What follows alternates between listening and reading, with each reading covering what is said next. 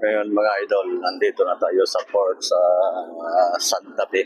So, ito yung ano dito mga idol. Itong Santa Fe mga idol, ito rin pinaka-gabi sa mga maraming beach dito sa Bantayan Island. So, yan. Kita niyo yan.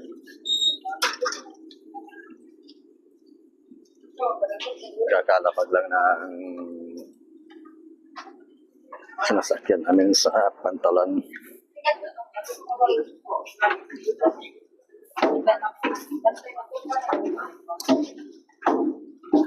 So, yan idol.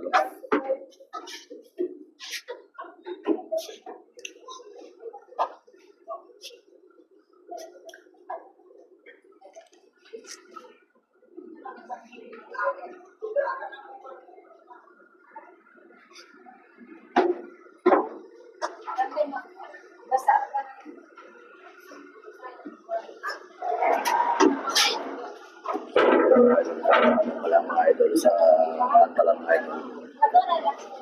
So, tayo natin.